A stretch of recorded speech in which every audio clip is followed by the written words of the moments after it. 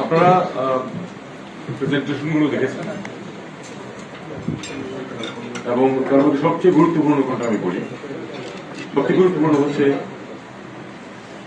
Professor Yunus যে বক্তব্যটা দিয়েছেন, খুব ক্রিস্প, খুব সংক্ষিপ্ত, কিন্তু এটা খেয়াল করে দেবেন। আসলে পেছনে তো অনেক তথ্য আছে। আমাদের যারা এটা ধরুন যারা তৈরি করেছেন অনেক সময় কিন্তু তারা দিয়েছেন, বছরের কাছাকাছি সময় কিন্তু গেছে আলাপ আলোচনা, তারপরে দরাদরি, বিভিন্ন দলের মতামত নেওয়া, বিভিন্ন সিভিল সোসাইটির মতামত নেওয়া, অনেক সময় গেছে। তারপরে মিনিমাম একটা কিছু তারা দাঁড় করিয়েছে। শুরু হয়েছিল কিন্তু আরো অনেক বেশি জিনিস দিয়ে।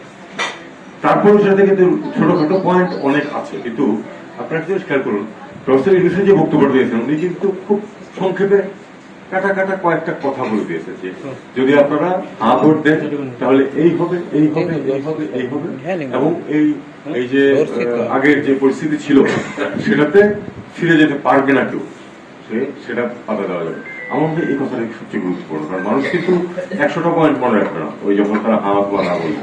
তারা চিন্তা করবে যে কি কি জিনিস হবে, আছে এই জিনিসগুলি হবে। আমার মনে হয় এই জিনিসটাকে আমাদের ঠিক মতো ডিসাইড করা হবে। আমি তো সরাসরি চলে গেলাম ইস্যুতে, আমি কাউকে সম্বোধন বন্ধ করি নাই যে আমার ডান পাশে বা পাশে যারা আছে তারা সবাই আমার অত্যন্ত স্নেহভাজন, এবং দেখা গেল যে আমি যখন চাকরিতে ঢুকেছি তখন প্রায় কারোই জন্ম হয়নি। তো যাই হোক, তো সম্পূর্ণ পরিপূর্ণ একটা জেনারেশনের গ্যাপ আমাদের মধ্যে।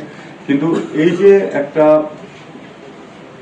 সুযোগ আমাদের সামনে সৃষ্টি হয়েছে, আমাদের ছেলে মেয়েরা জীবন দিয়ে যে সুযোগটা তৈরি করে এনেছে, এটা কিন্তু আমাদের সবগুলো জেনারেশনকে একসাথে এক সূত্রে বেঁধে নিয়ে এসেছে।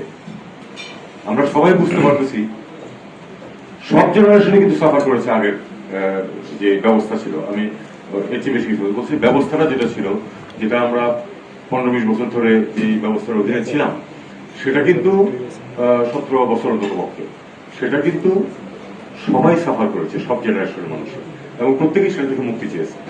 আমরা যে আমাদের জেনারেশনে যারা আমরা চেয়েছি এই জন্য যে আমরা দেখে যাই যে অন্তত পক্ষে মুক্তি পাওয়া গেছে।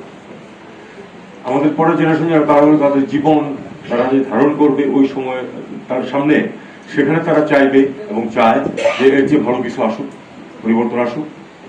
অবশ্যই তারপরে জেনারেশন যারা, তাদের জন্য দায়বদ্ধতা আপনাদের, আমার পরের জেনারেশন আপনারা যারা আছে তাদের প্রতি আপনাদের দায়বদ্ধতা পরের জেনারেশনের প্রতি থাকবে। আমি যখন বলতে যাই তখন বলি যে আমাদের জেনারেশন সবকিছুতে সফল হয় না, অনেক কিছু, অনেক ব্যর্থতা আছে আমাদের, সাফল্যও কিন্তু আছে। আমাদের জেনারেশন কিন্তু যুদ্ধ করে দেশ স্বাধীন করেছে। আমাদের জেনারেশন কিন্তু ওই আপনার যে তলাবিহীন ঝুড়ি বলা হয়েছিল বাংলাদেশকে, সেই দুর্নাম থেকে